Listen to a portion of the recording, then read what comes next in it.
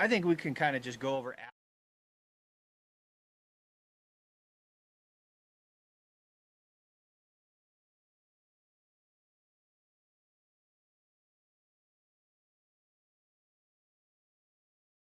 Have you compared insurance rates lately? Are you satisfied with your current insurance provider? If not, look no further than Ray Felton State Farm, a proud sponsor of Sports on Tap.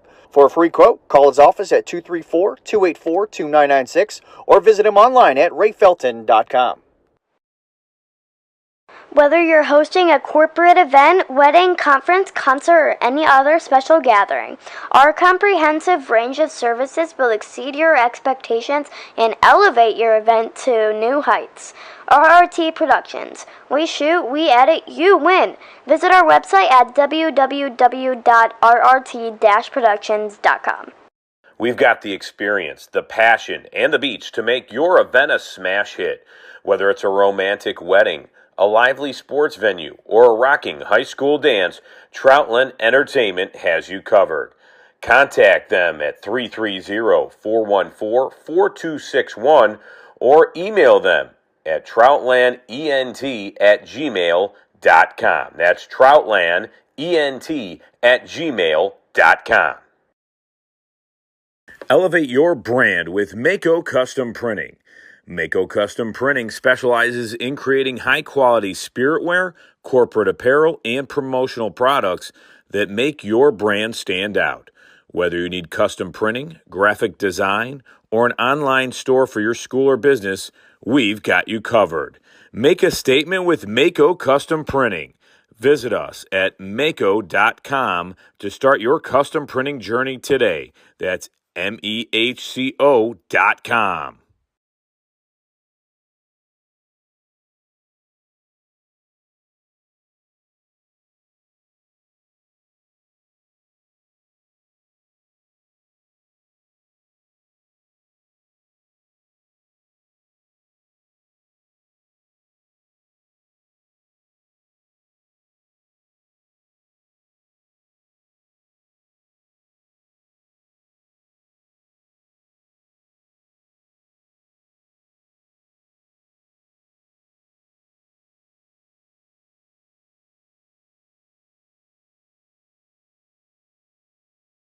Sports on Tap. This is the high school. Well, this is the high school hockey preview show for the Greater Cleveland High School Hockey League. This is Hockey Night in Northeast Ohio, presented by Raymond Felton State Farm Insurance. Make sure you give Ray a call for a quote on your home, life, and auto insurance needs. Make sure you hit him up as well as our other sponsors for audiovisual, for your for promotional clothing, and any entertainment needs.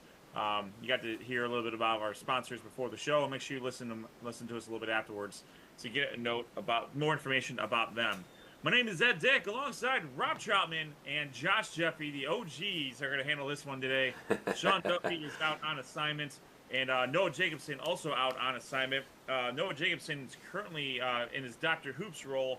He is at the Highland Hornets versus Brunswick Blue Devils girls varsity basketball game, which is being played live right now at Brunswick High School. So make sure you follow us on Twitter/X at SOT Podcast to get live updates and highlights from that game. Of course, after you're done watching our show, make sure you handle that now. But check out Noah's recap of Highland versus Brunswick girls varsity basketball afterwards. All right, well, the high school football season is officially over. Again, we want to congratulate the Avon Eagles for being the only Northeast Ohio team to win a state championship this year, which that's kind of an anomaly. We're used to seeing a little bit more of that happening. But they are the first Sports on Tap coverage team to win a state championship while we've been doing this. So, again, congratulations to Coach Elder and the Avon Eagles on their championship win. So with the high school football season over, we are shifting our focus to high school hockey, namely the Greater Cleveland High School Hockey League. You got a preview of what we can do. We were recently out at the Elyria Ice Rink to see Elyria Catholic defeat Normandy pretty handily in a White South Division matchup. A great game by senior all-world forward Andrew Post. Really put a stamp on that game. against the defending the defending Barron Cup 3 champions in the Normandy Invaders, who moved up from the blue division to the white division. So a little bit later, we're going to be joined by Chris Kogan from Rocky River of the red division. But currently, we are joined by Ryan Kelber, the executive director of the Greater Cleveland High School Hockey League, infinite friend of show. To tell us a little about what's going on this year and what's going on. So we are, without further ado, Ryan, thanks for taking the time to join us tonight. How you doing? Great. Good to see you guys. It's that time of the year again. Best time of the year. Yep, it's your annual State of the League address right here on Sports on Tap. Brought out my notes from every year, made some adjustments, and ready to talk hockey, though, for sure. Especially with the big New Year's Day Winter Classic coming up here in a few weeks with one of the best teams in the NHL I know playing. The Blue Jackets, they're playing for sure. You got the first part right. You just got to add an S to it. There is one after Jackets. Oh, okay. All right. Man. Well, I still root for the Jackets, yes. I always will be an Ohio boy, but come on, there's nobody better than the Blues. Right. Oh, wow. So let's get to it, Ryan. We have 30 teams across 5 divisions. Last year, you had winners in Benedictine, Strongsville, and Normandy. Those are the Barron Cup champions from last year. Let's talk about how the league is shaping up this year and some of the adjustments that were made to get us to where we are today. Sure. As we do every year, we have an alignment, a meeting where we talk about who wants to move up, who wants to move down.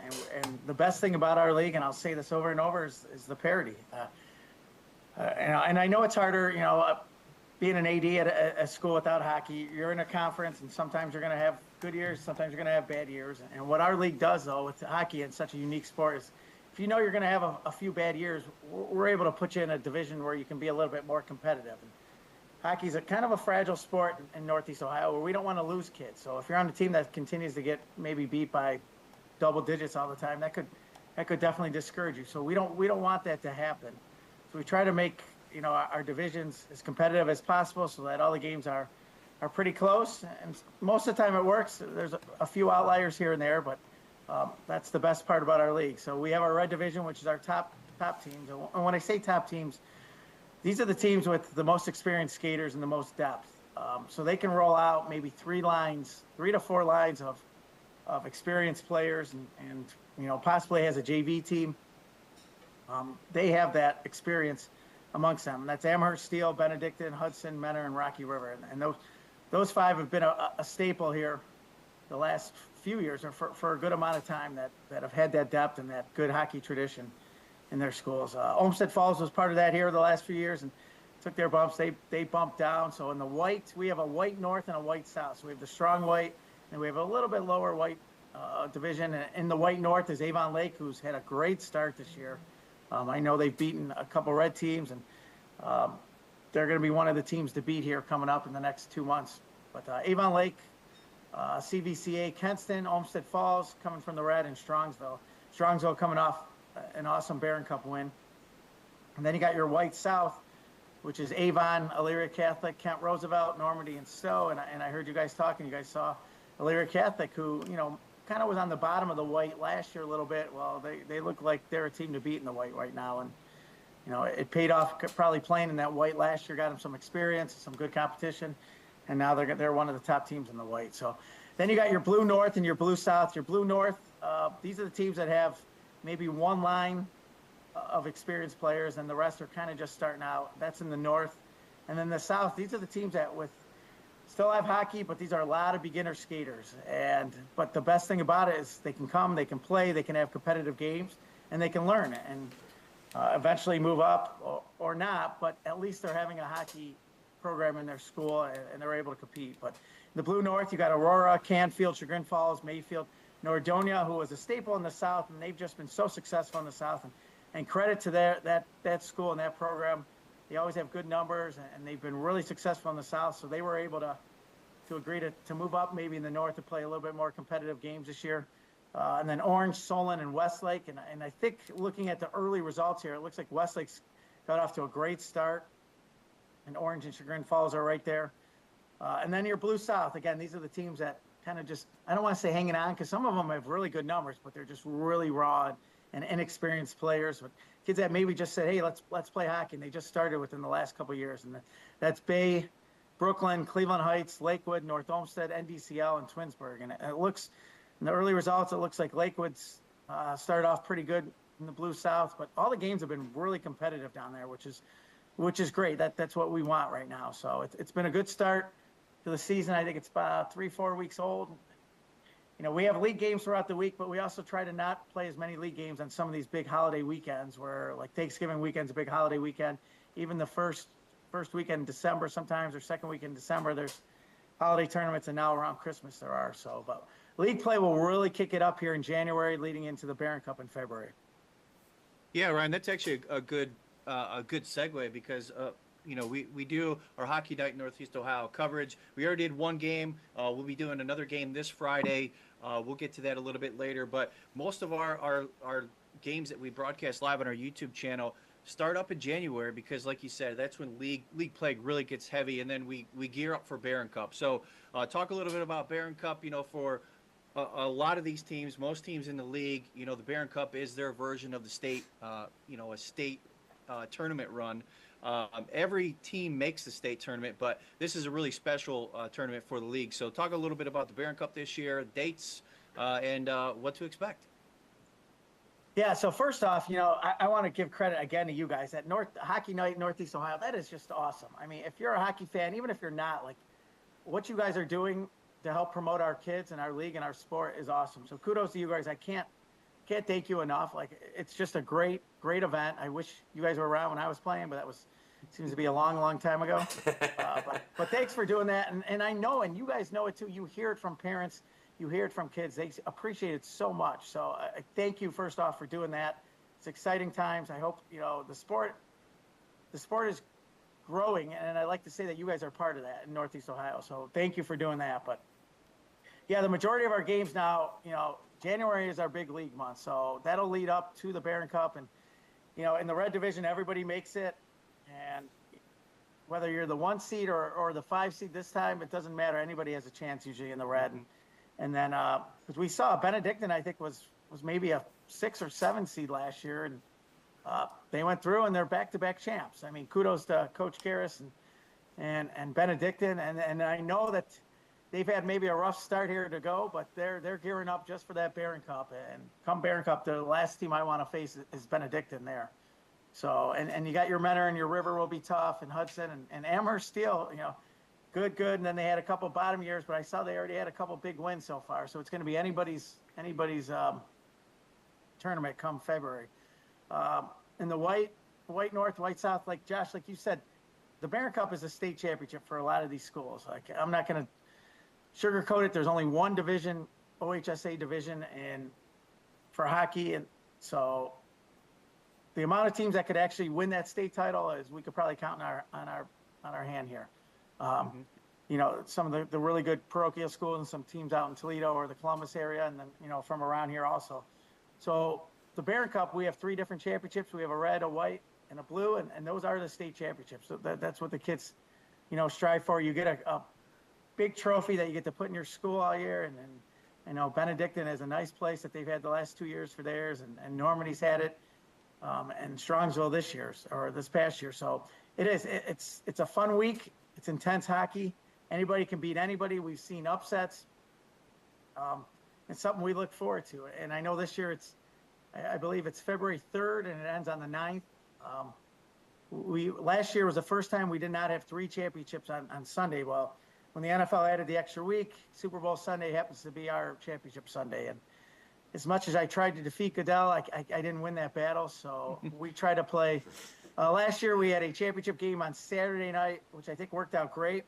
And then we had 2 championship games on Sunday, and everybody could still get home in time to watch the Super Bowl this year with the Browns in it, hopefully. So. Oh, man. I don't know I'm sorry, we won't go down there. It was all positive. I didn't mean to bring that up. Let's rewind it. So everybody can go and watch the Super Bowl with chicken wings and all your favorite. That's right. favorite appetizers there. Better do it that way. So Yeah, exactly. And I think last year were you able people were able to purchase tickets for the Barron Cup online, I believe, right? yeah, it's online, and the state moves some stuff here, and I know at my school we offer cash tickets and online tickets, and it varies. It depends on every district's different, every community's different on what they prefer. But we allowed the Barron Cup.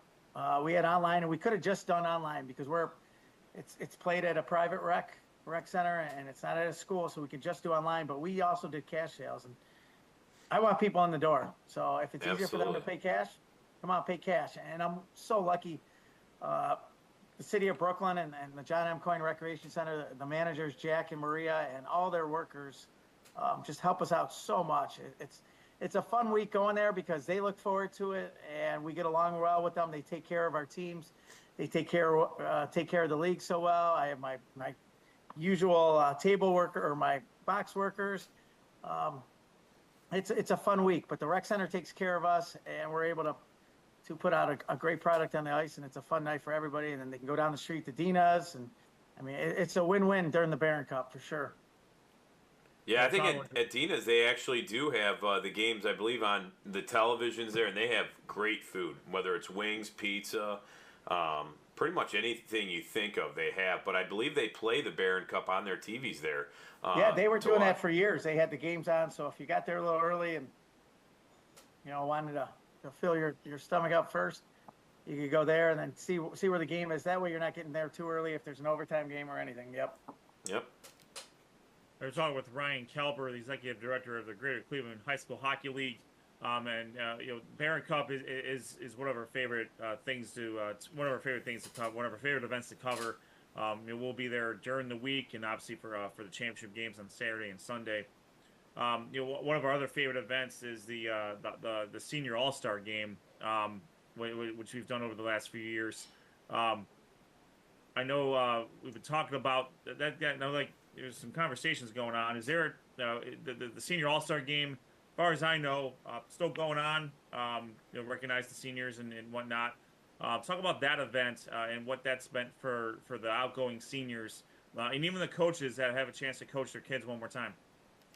Yeah, it's end of the year event. It's great. We usually try to get, if you were named one of the All-Stars, then you're getting an automatic berth. And if you're a senior, we also reach out. Sometimes we need some extra goalies, but just a fun way. It's at the end of the year. It's usually a couple weeks after the season because we have to wait till the playoffs are done and everything.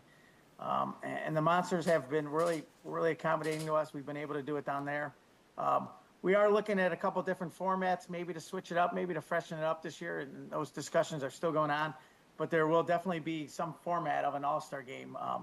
And what we're trying to do is get as many kids out there as possible to honor them. As some of them, it could be their last, real hockey game of the year, or not just the year, but actually in their high school career or in their career in general. So we want to honor them and say thank you for everything and kind of get them an opportunity to kind of showcase them in front of their family and friends, and then tie it into either the Monsters or some other big event. Yeah.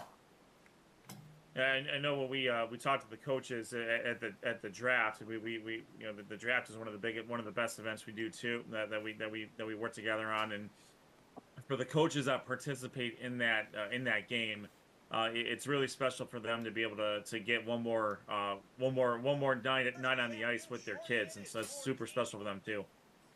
Yeah, the draft is definitely fun. It's something we changed up a few years ago, or we made it a live draft with you guys, and you got to pick kids. And I know that's one of probably your guys' events that you get a lot of followers there because the kids want to hear what their coaches are saying, who's on what team, and again, we're trying to maybe freshen it up a little bit, add a little competition to it and all that. Not that it's not been competitive, but we might spice it up a little bit this year. But we're looking forward to that. Again, another way just to honor and showcase the great talent in our league. As long as we're not picking a team, I think we'll be. I know we've struggled for some reason. I mean, it's crazy. Great teams on paper, just didn't. I mean, we know what Kogan feels like. I mean, to be honest. Shots fired. Yeah, no comment there because I think I coached with them one of the first couple of years, and I'm like, I gotta get out of this guy. All his success usually runs through it. It probably ends in March, so that's why he has all that success leading up. Where he's Right. got to share that. Yeah. Actually, I'm Hey, showing Coach Kogan right now as our draft coverage, just to show everyone. It was great where we did it last year. Kogan's talking about his team right now as we speak. You can go There you watch go. it on our YouTube page. Oh, Uh, perfect. Yeah. Hey, Ryan, I wanted to go quickly back. You're in a unique position that you are, the executive director of this hockey league's got a lot of schools in it, but you're also athletic director, albeit for a school that doesn't have hockey. But I think it was this past year OHSAA made some changes to adding divisions in different sports, but hockey wasn't one of them. Do you have any insight? Is that anything that maybe the OHSAA is looking to maybe make two divisions in hockey sometime down the road, or are we stuck with this one division, everyone makes it? Yeah, I think I like to say I had some inside info or anything like that, but I really don't. Yeah. Just the general info I have is just because of there's always been a cutoff number of when it goes to two divisions, and I believe it's in the low 100s or something to that capacity, and hockey's always fell short of that. Now the conversation has been discussed a lot, and I can't tell you what the discussions have been recently since they have expanded. And I think the expansion can only help the possibility of that maybe happening. Excuse me, because I mean we're expanding. We expanded in some of the main sports already, and then I know it's going to continue into I think track and cross country and some other sports, some more individual sports. But there will be a time I think that we'll be able to hopefully get two divisions.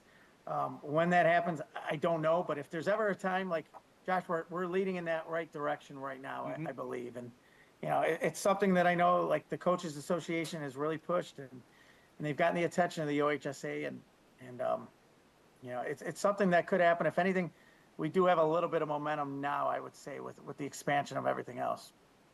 Good.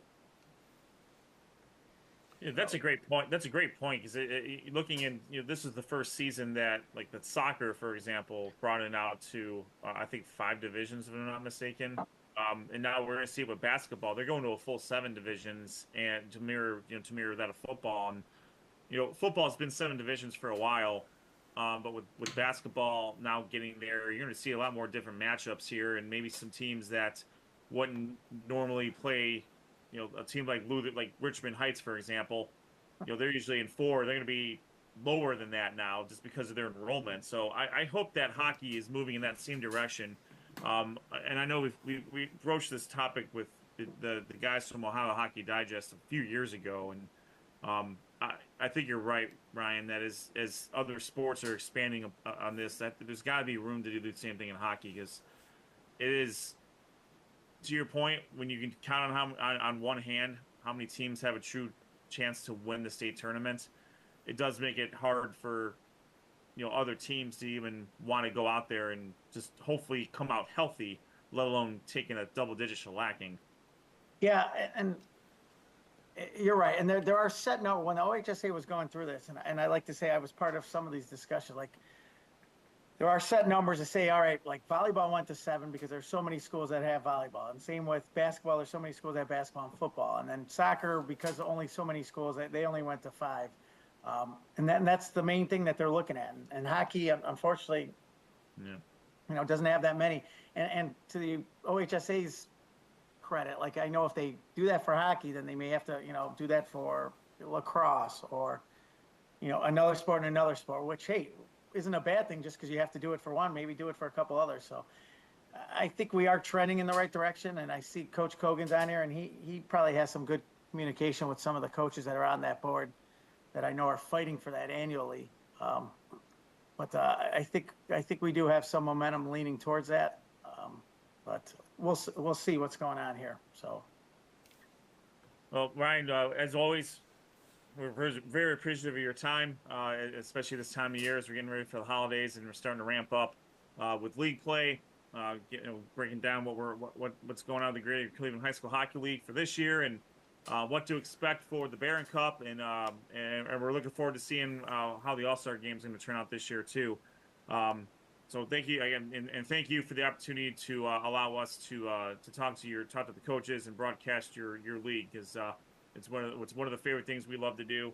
and it's such a good thing. It's a great thing for hockey, and really to get some more get some more eyes on the sport, as you mentioned before. And we're very, very, very happy to be part of that.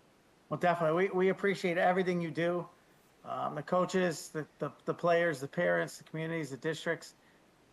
We can't thank you enough. And we're talking about the states here in Northeast Ohio. I do feel like we have, 4 state championships here. It's the 3 Barron Cups and then, the OHSA one. So looking forward to a fun January here and then Barron Cup here coming up in February. So, but thank you again for all your help. I want to talk to you guys here soon. We'll come out with some all-star stuff and maybe a little Barron Cup preview here the week before, and we'll get at it. So thanks again, guys.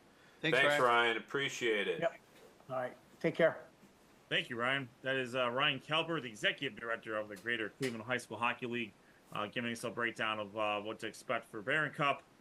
Again, that's going to be played February 3rd through the 9th at the Brooklyn John M. Coyne Recreation Center. So make sure you purchase your tickets online or pay cash at the door. Those of you who are not able to come to the game, that are maybe not local, make sure you check out our website, sportsontapodcast.com, to get a schedule of what games we are going to be out to cover, because we will be out there during the course of the week for some of the preliminary games leading up to the to these versions of the state championships on Saturday and Sunday. A coach who's very familiar with the Barron Cup championships from the Rocky River Pirates, we are joined by head coach Chris Kogan. Chris, Coach, thanks again for joining us. I think you are also in friend of show status, given how long we've been having these conversations and even shooting the breeze at the drafts. Absolutely, I appreciate you guys having me again. Thanks for all the kind words on my all-star drafting and coaching career down at the Q. Hey, we're not much better. So No. I don't think Sports on Tap in the last 2 years has won a game. No, we have won a game, but We have one? yeah, Okay. I think Well, it might I think only I be won one. as well.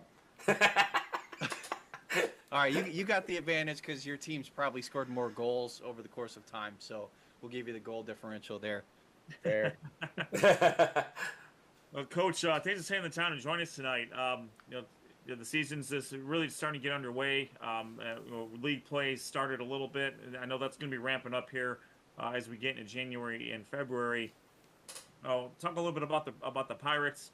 Who are some of the main contributors that have been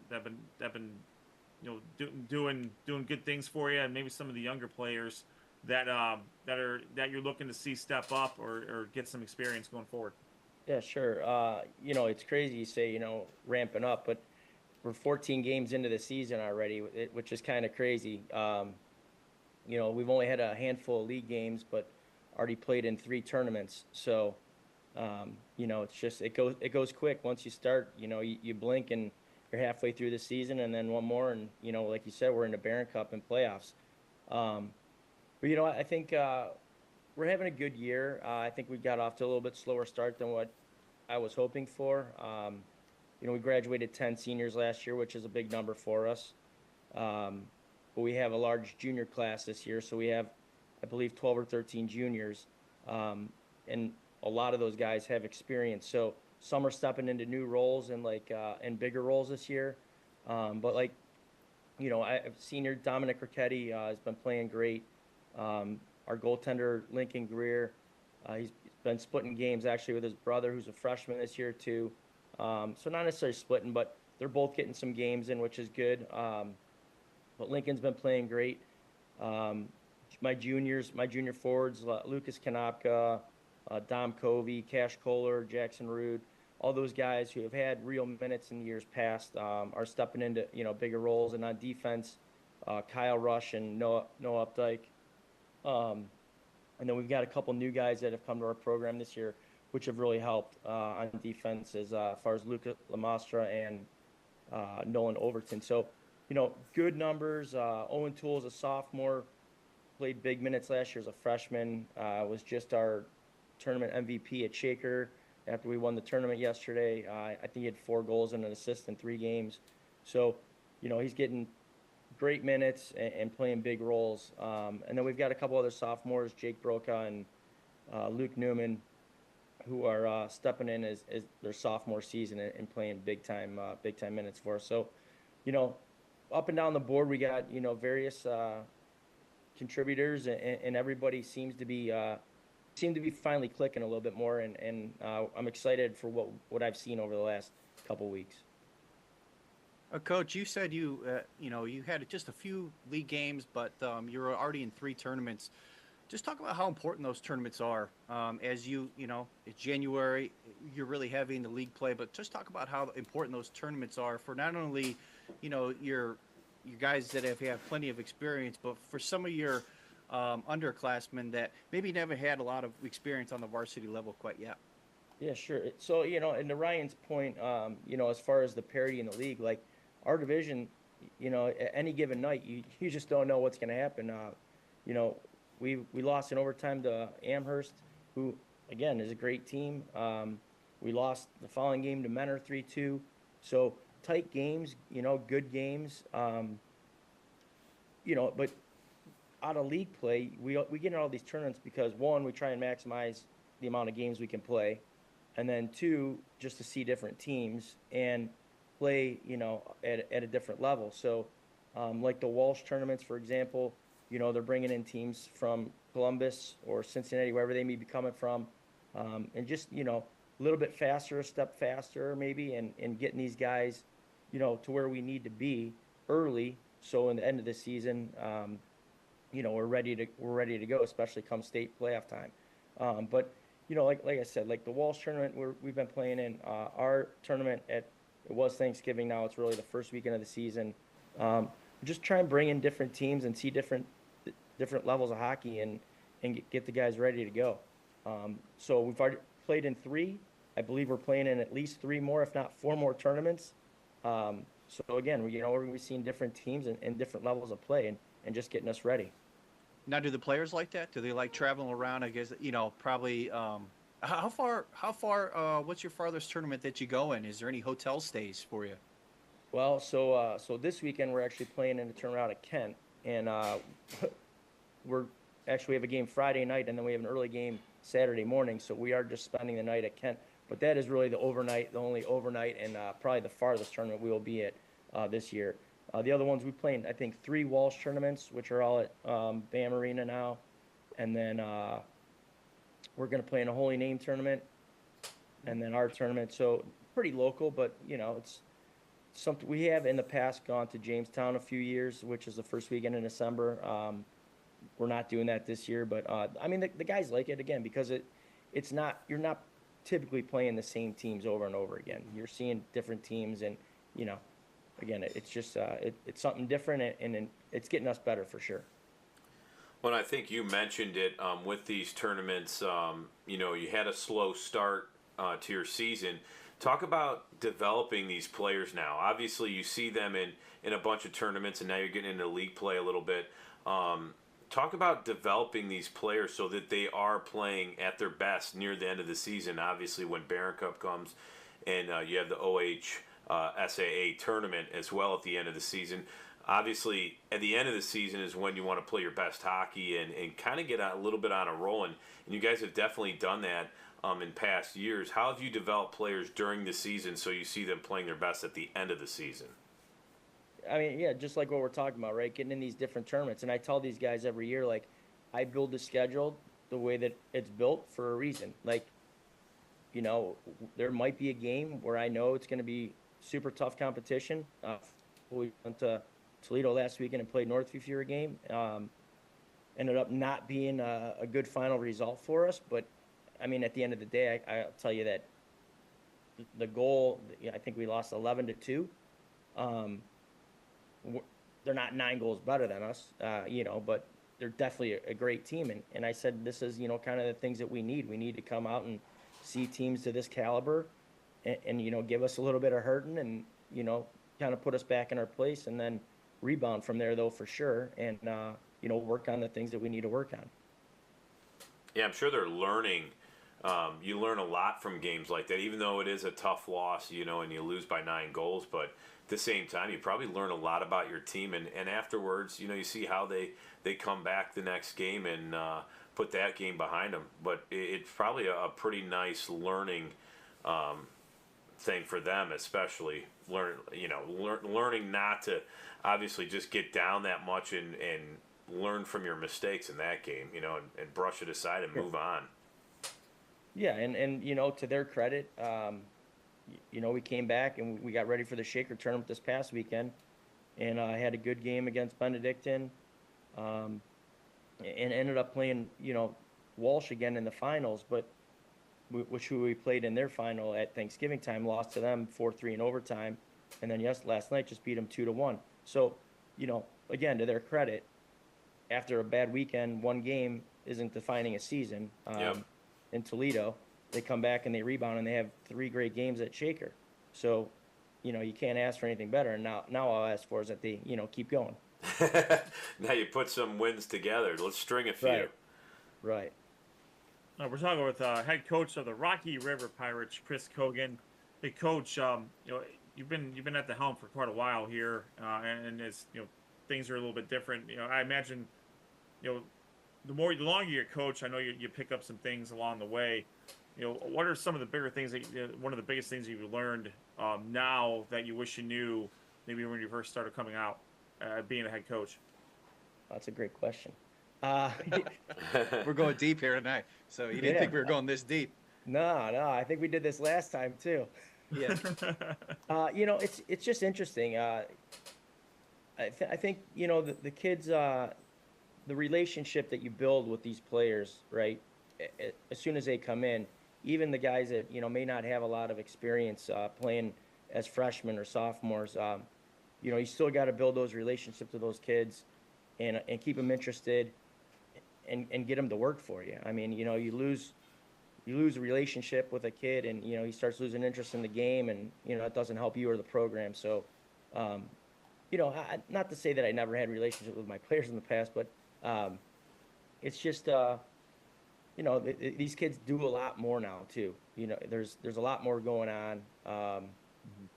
So a million miles in different directions and this and that. So trying to while you have them for whatever that time may be, that hour or hour and 15 minutes, a couple times a week, whatever it may be, just try and get on the same page with them, and coach and be a friend and a mentor, obviously, but it's just the relationship part of it, and you got to have that the trust side. So I feel like this team, it's interesting. Like I said, like 13 juniors, and I coach some of these guys in the youth program coming in, so I kind of already had a relationship with a lot of these kids. But it's just it's fun they're fun a group to be around, and when I ask them to work and do something, they know it's time to do something. Now with your go ahead, Josh. I was just going to say, kind of adding to that, for hockey, the role as captain seems to be, really evident in the sport of hockey. So can you talk about that, how important that relationship is between you and the captain of your team, and who's the captain this year that's leading the way for your squad? Yes, captains are huge, right? And, everybody does, they choose their captains differently. I allow the players to, at the end of the year, to, nominate who they think their best 3 possible captains are going to be. And typically it works out great, and those kids are the leaders of the team, and they've proven in the past, and, coming through the program, that they have the leadership skills to take on that role. So this year, our captain, senior Dominic Ricchetti, followed by junior Lucas Kanopka and Noah Updike, another junior. But, it doesn't have to be a senior. It could be a sophomore. It could be a freshman. I mean, for, whatever. But these guys are doing a great job. Like I said, we started off a little bit slow. I had a couple conversations and meetings with them, and, try to figure out, like, hey, is it me? Is it you? Is it us? Like, what's the problem? And I think it just turned out to be early, and just kind of a lack of chemistry, all around. But the locker room's been good. So, that's huge too. Like, those guys, it's their locker room. and they do a good job of controlling the locker room and keeping things on the up and up. You know, you mentioned Updike again. I feel like I've heard that name the last 10 years. I mean, are they just... Possible. I mean, it's impressive. He's only a junior. You know, with everything going on, talk a little bit about your youth program. Have you seen a lot of players sticking from obviously a young age all the way through the program? So that, you know, you mentioned that you coached a few of your players in the youth league. Are you seeing a lot of players come through Rocky River and come to games and, you know, be part of the experience? Obviously, you know, you got a great facility there. I think it's always fun to go watch a game. You know, we've called a few there, and it's just a great time, a great atmosphere, and you get great crowds in there. Do you get a big turn with the youth program and youth kids going up to play for you at the high school level then? You know, it's interesting. It's a little different now, obviously, with, you know, all the different programs that are out there. I'd like to say that most of the kids start in, you know, at Rocky River as a mite and go through the Bantams and stick around.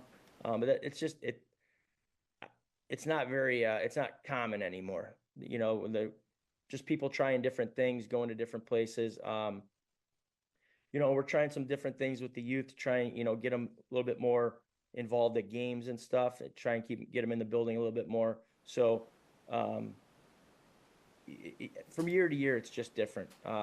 But I would say also that our numbers are kind of flipped as far as non-resident and resident.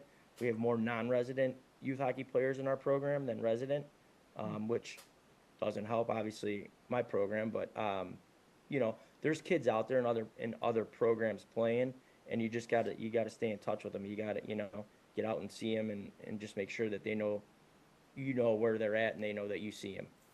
Now, does that add a lot of more work for you if you have to continually keep checking in on these kids? And if they're non-resident, you obviously have to, you know, keep following up. And I mean, I'm sure it's, you know, you're a hockey head coach in high school. I'm sure there's a lot more work now than probably there was at one point.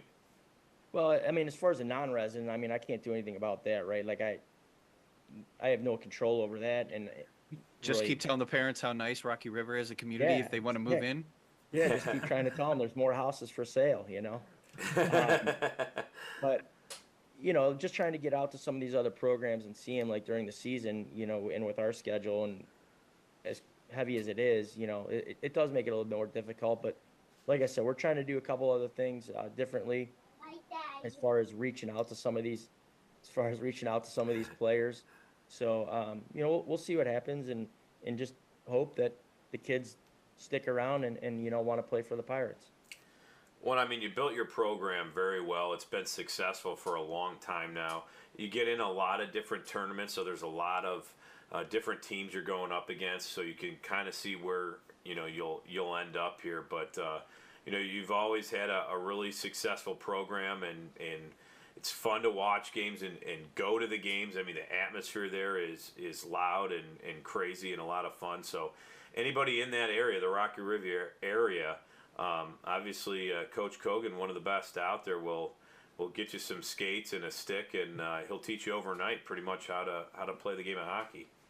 Well, I appreciate that. Well, Coach, we can't thank you enough for taking the time to talk to us tonight in between all the tournaments and league play and many other things you got going on. So we'll look forward to checking in with the Rocky River Pirates, and certainly during Barron Cup week in the first week of February. We're looking forward to seeing the Pirates out there. Perfect. Yeah, thanks guys for having me. Thanks for all you do, and I'd like to thank Ryan too, because you know, he doesn't have an easy job trying to get everything all lined up and ready to roll for the beginning of the year. So kudos to our league and how they get things rolling. Absolutely. Awesome. Thanks, Coach. Appreciate your time. Coach. Good luck this year. Yeah, absolutely. Merry Christmas and Happy New Year to you if we don't see you. Good luck in Yeah, those same to you tournaments. All right, thanks. We'll see you soon. Yeah. All right, that is head coach of the Rocky River Pirates of the Red Division, Chris Kogan, taking some time to join us. A lot of, you know, real good stuff from him as always. You know, you mentioned, you know, they're a Red Division team, highly within their group of teams, highly competitive, and then being able to introduce introduce their kids to other teams, other levels of play, and really building them up over the course of the season to make sure they are playing their best hockey come February. Certainly for the Barron Cup, and Rocky River is one of the teams in this league that has been able to do some damage in the state playoffs when they get there. They've been one of the more successful teams in the state playoffs, given all the parochial schools that generally dominate in there, which that's just kind of the nature of the beast with one when you have just one division. Yeah, I think that's a valid point that you made there, and that's exactly the reason why they're in so many tournaments, just so they can.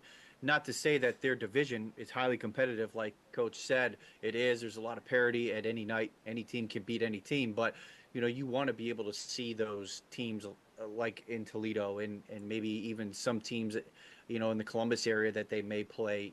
Those are the teams that they're going to see in the state playoffs eventually if they make a run. And you're going to have to know what that competition level is like because, there's only 5 teams in their division in league play, and you can't get much from that. Albeit it is good competition, but when you see these same teams over and over again, it becomes a little watered down. So to be able to see higher levels of competition, faster levels of competition, it only serves the team better.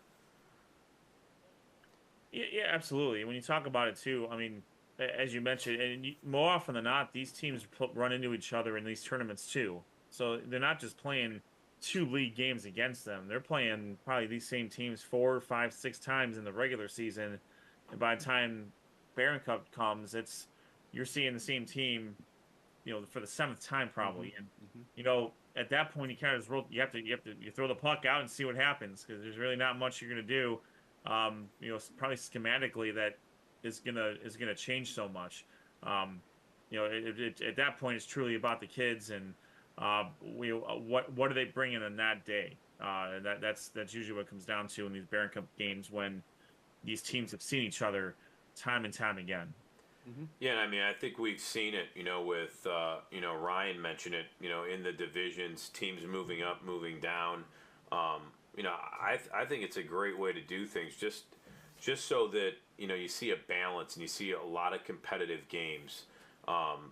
We saw it last year. Look at Menor last year in the OHSAA tournament. I mean, I think they lost to Gilmore 2-1, and Gilmore that year won the championship. So you're starting to see some other teams. Benedictine last year was impressive in Barron Cup. Going to Barron Cup, if you love hockey in general in this area, you have to go see Barron Cup. I mean, at the Brooklyn Rec Center, it's a great venue. A great place to watch a lot of really good hockey for these kids, and they love it. To look up in the stands and see it jam-packed, like it's been absolutely crazy there. We've seen student sections bring speakers and get crazy, and it just adds to the atmosphere there. But a lot of really good hockey is played throughout that week, and I know we're really excited to cover it, but last year, every year you see a lot of different teams. It seems like River was there a lot of times. You see Menor at the top, but Amherst, they only had, I think, 8 kids the one year, and they went pretty far.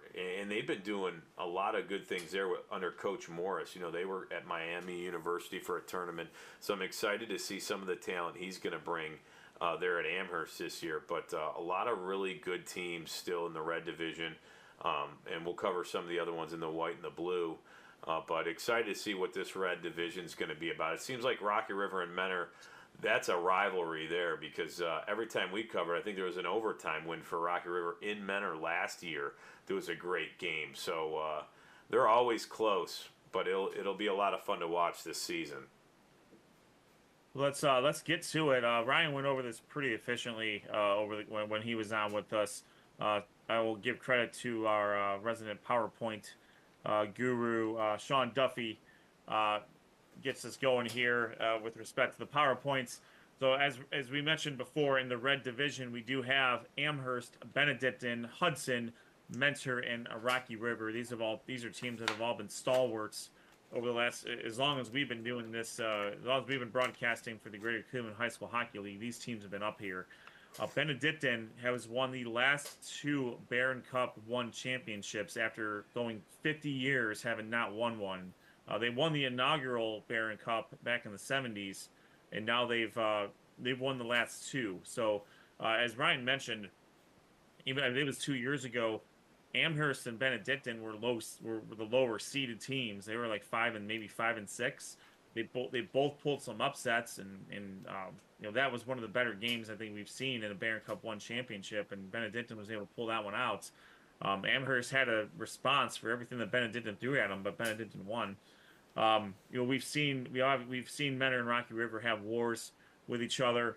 They've had some success, obviously, in the state tournament too. But the Red Division is the competition with these 5 teams collectively, as Brian mentioned. Deep lines, lots of experience. The puck moves pretty fast. It's a really it's a fun division to watch. So we're looking forward to seeing how Barron Cup 1 is going to shake out. Every team does make the tournament here, and as we get closer to the Barron Cup, we'll be able to talk more about the brackets and how the setup is as far as if a team. I would imagine a team gets a bye in the first round, and then we'll certainly explore that more as time goes on. Then we have the White North Division. So this is the second highest division that's up here. Olmsted Falls moves down from the Red Division into the White North Division. Strongsville is the defending Barron Cup 2 champions. They are joined by Kenston, who they defeated in the championship game. They are joined by CVCA, who they also defeated on their way to the championship game, and then also Avon Lake. So this is a very, very competitive division here. As we've seen most of these teams throughout the course of our time here. Really, really good hockey when it comes to the White North Division. And only a handful of games in the White North in league play, but Avon Lake and Kenston right now at 2-0, Strongsville and Olmsted Falls at 0-2 right now in the White North Division. And we certainly, as we're talking hockey and we mentioned CVCA, we want to give a quick shout out to our friend Tim Nichols from CVC LiveStream. He did a lot of work. He helped us out a lot on some calls, providing just really good information over the course of our broadcasts last year. So, I'm sure the opportunity will arise where we do some business with him again. So shout out to CVCA as well in CVCA LiveStream. Shifting to the White South Division, we broadcast one of these games from the Elyria Ice Rink. It was Elyria Catholic with an 8-2 victory over Normandy. Elyria Catholic, again, I think they have one of the best players in this division in Andrew Post, and he's seconded by some really good juniors with Charlie Grimes and Jaden Brown. They were on the second line in this specific matchup. Andrew Post was out there with a lot of freshmen. And there were some really, and those freshmen were very competitive. They didn't really let Andrew Post down as a senior. And as we talked to their head coach about them, for them it's really just about getting them ice time. It rotates. I mentioned when you get to tournament play, that might change a little bit, but it's been a good strategy to get as many people on the ice as possible. And some of those players, specifically for Elyria Catholic, her last name is Gonzalez. She was fantastic for Elyria Catholic. Same with Emma Reiner for that matter. Those two ladies were out there. They were stealing pucks. They weren't just out there getting in the way. They were making plays. So that really further builds up that depth that you start to build up in the White Division. Yeah, and Elyria Catholic still undefeated in league play, 4-0. Kent right behind them at 2-1.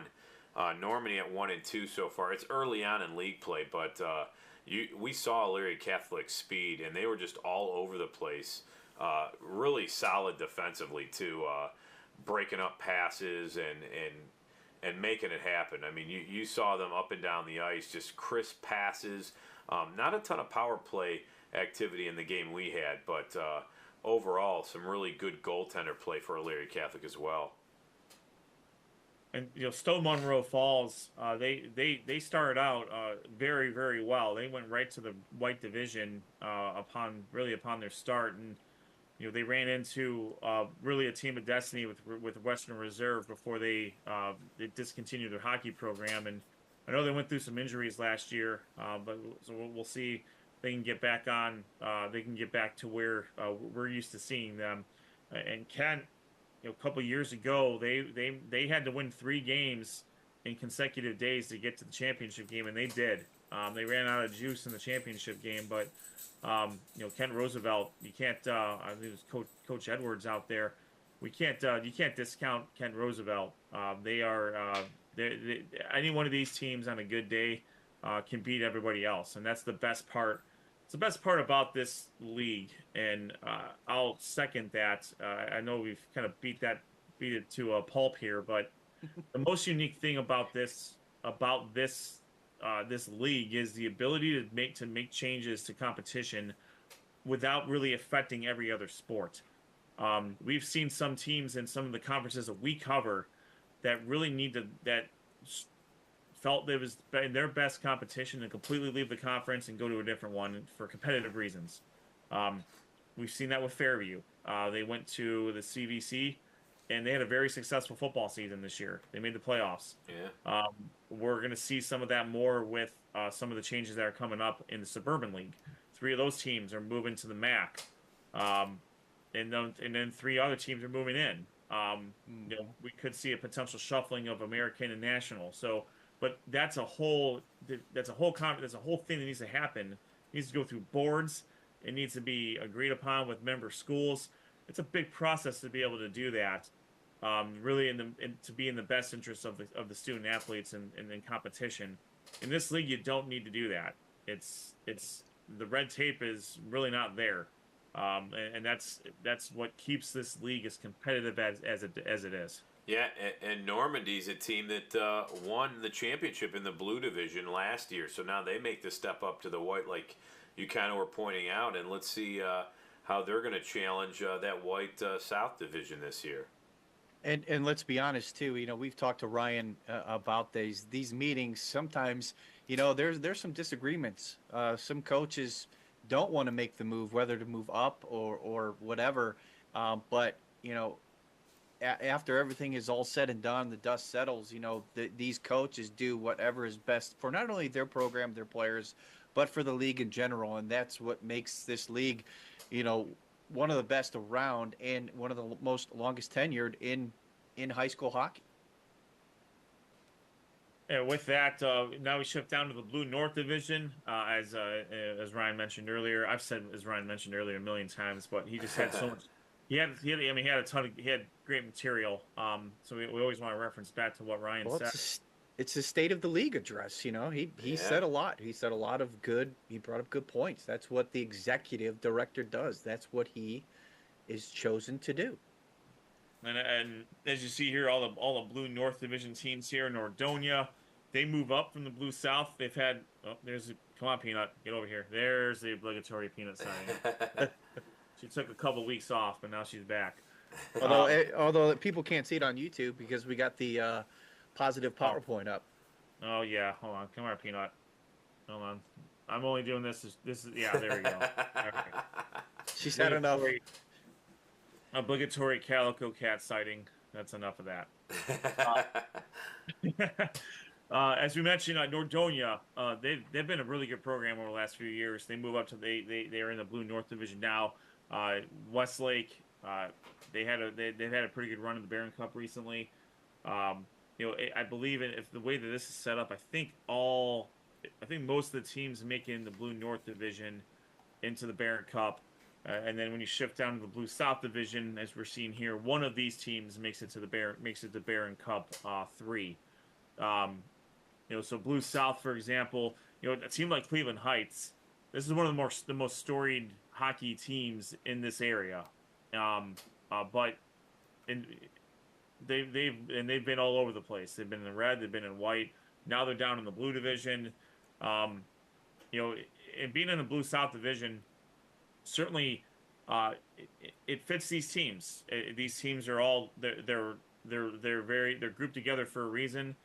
These are competitive games, and these divisions keep kids involved with hockey, and that's the most important part here. Instead of Cleveland Heights saying we don't want a program anymore because we can't be, we may not be able to field the team that we're used to fielding. They have the Blue South Division to to continue to get players to play. We've seen them play in the Blue Division a few years ago. They had 4 or 5 seniors. They were a very senior laden team, and they were pretty decent with all those seniors. So, and we are going to be at Garfield this coming Friday to see Bay versus Twinsburg. That game will be played in Garfield. Our broadcast will start at 6 p.m. For that game. So you're going to get some Blue South Division right here on Sports on Tap this Friday. Yeah, it should be an exciting game from Garfield, their ice arena there, and they do a great job. But yeah, excited to see those two teams. And you mentioned, I mean, Lakewood, they jumped out in league play. Lakewood's 5-0 already this season. North Olmsted, they almost didn't have a program last year, but with everyone getting behind the Eagles there, they have a program and they're playing in the Blue South this year. Excited to see those guys and see what they can do if they can make a little noise there in the Blue South division. So a lot of really good teams in this division, and like you said, it's fun to see these kids and how they develop and progress during the season, because they might not have been the quickest skaters out there in the beginning of the season, but by the end, you see them skating a little bit better and being able to handle the puck and score some goals. So I think it's a great division. And for kids out there that say, hey, I don't know how to play hockey, there's always a place for you in this league, which I think is a lot of fun. No doubt. No doubt. All right, so with that, that'll wrap up our coverage. That'll wrap up today's show. This will be the last weekly show that we have for quite a while. We're going to be focusing our efforts on our live stream of the Greater Cleveland High School Hockey League games. So we do have one. Again, we have one more coming up for the rest of 2024. Again, this Friday night at 6 p.m. Make sure you follow us on YouTube, like and subscribe. Get the notifications when our broadcast is about to pop on. You can listen to the game through Spotify as well. Make sure you follow us on Twitter/X at SOT Podcasts. Again, right now, Noah Jacobson, Dr. Hoops is at Highland versus Brunswick, so you can get some live updates and a highlight video after that. We're also on Threads at SOT_podcasts, and our website is sportsontapodcast.com. That's the hub of our podcast is that website. That's where you're going to get all of the latest information. Any questions, comments, pronunciations, or suggestions? If you want us to come out to your game, make sure you send us a note at sportsontapodcast@gmail.com. We have a tentative schedule of what we want to do, but that certainly doesn't mean we can't pivot and go elsewhere. We're here when it comes to specifically to high school hockey games. If you can't make it to the live, if you can't make it live, and we certainly encourage everybody to go to a live hockey game, support the kids, support the buildings. If you can't make it there, tune into us. You're going to get a professional presentation. You may not get the professional. We got to put that in air quotes. Yeah. Professional. We have unofficial stats, except for that of the score. The score's pretty official. And a couple of guys that they've been working at this for a little bit. I think we're starting to kind of hit our stride a little bit there. So quite honestly, I'm not sure if I'll be at the game. Just so if anyone's expecting to hear my nonsense, you might not get it. I got something going on Thursday. I may be out Friday, but I'll obviously keep the internal group posted there. Yep. That should not deter anybody from obviously make sure again from Bay, Twinsburg, or if you just love high school hockey and you want to see a game, tune into us this Friday night at 6 p.m. And one thing I'll say, if there's coaches and teams out there, if you have information about your team, whether it's a great performance by a player or anything at all, just let us know and send us an email to sportsontappodcast@gmail.com, because that always helps with our broadcast. We'd love to mention your team, and whether it's a big performance or a great story, we could put it on our website or at least have it in a broadcast. So we might be and on the side we might do an SOT extra where we interview you. So it's good to have that kind of information and know a little bit about your team, especially for the upcoming season here and for Barron Cup. Absolutely. All right. With that, we want to thank Ryan Kelber, the Executive Director of the Greater Cleveland High School Hockey League, joining us, giving us some really good information about the Barron Cup tournament, his thoughts on where things might be going with maybe multiple divisions in hockey for the OHSAA. We also want to thank Chris Kogan, the head coach of the Rocky River Pirates. We've been talking to him for years now at this point. Really good, just a really, really good perspective that he provides about his philosophy and how he gets his kids to where they need to go. I think we can all agree, the three of us, we all played on the same team in high school. But the relationship that you have with a coach, even for those who may not get as much time on the field, is extremely important. And without every single player on the team, contributing in some form or fashion, the starters and the stars don't get all those reps without being able to play against their teammates in practice. Yep. So it's just as important you all play an important role in what's going on in any sports team, and the Coach Kogan obviously understands that, and a lot of these coaches understand that.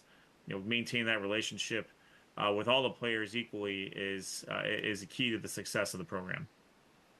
So we want to thank Coach for coming on again.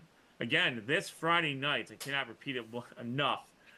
We will be at Garfield to broadcast Bay Village versus Twinsburg. This is a Blue South Division game.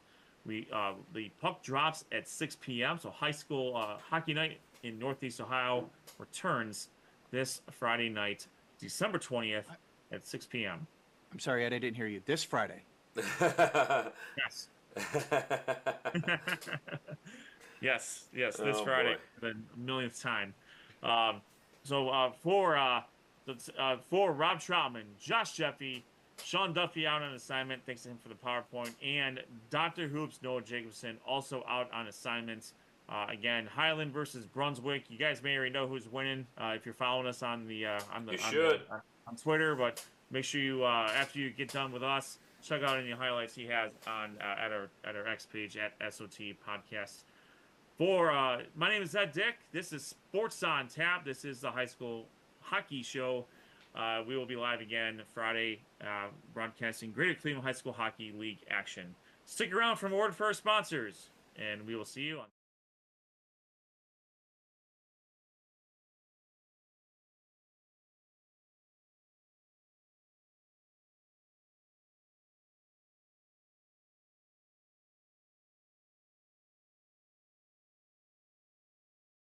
Have you compared insurance rates lately? Are you satisfied with your current insurance provider? If not, look no further than Ray Felton State Farm, a proud sponsor of Sports on Tap. For a free quote, call his office at 234-284-2996 or visit him online at rayfelton.com.